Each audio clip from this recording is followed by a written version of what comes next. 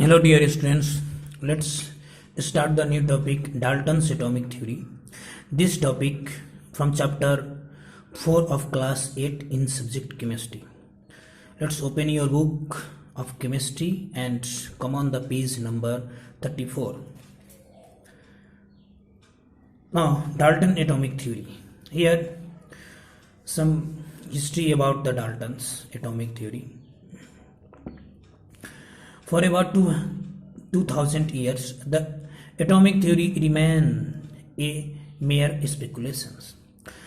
For about 2000 years, the atomic theory remained as only in the thinking or only in the hypothesis about the atomic theory. Just abstract thinking about the many philosophers. No experimental proof of the atomic theory. But it was John Dalton, an English school teacher, who proposed the atomic theory in 1808. John Dalton, an English teacher, who proposed his atomic theory in 1808, and that atomic theory is based on the experimental observation. And this theory is known as Dalton's atomic theory. So, what is the point in Dalton's atomic theory? After experimental observation by John Dalton.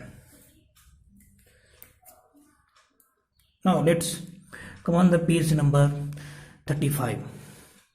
The main points of his theory are: all matter is made up of small indivisible particles called atoms.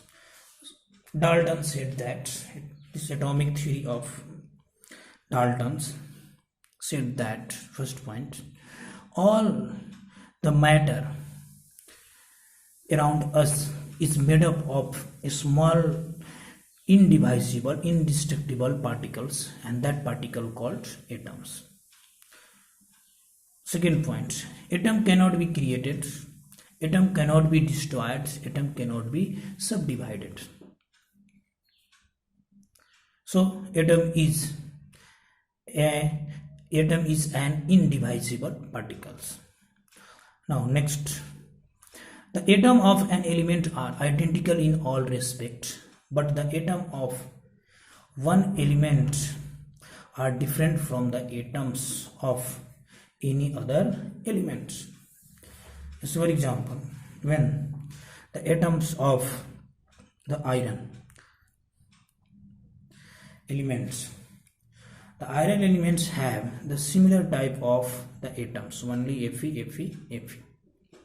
In all respects, their atomic number, their atomic mass, their electronic configuration, so their valence electron properties, so all the aspects, their size, shape are similar if the atom of an element are identical in all respects.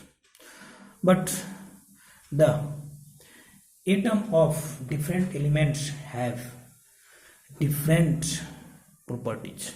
As for example, when we take in the copper and copper element, and if you compare the size, shape, electronic configuration, atomic number, atomic mass of copper and iron, because both are the two other elements, then their atomic structure, their electronic configuration, their mass number, their atomic number, their valence electron, both all are different from each other.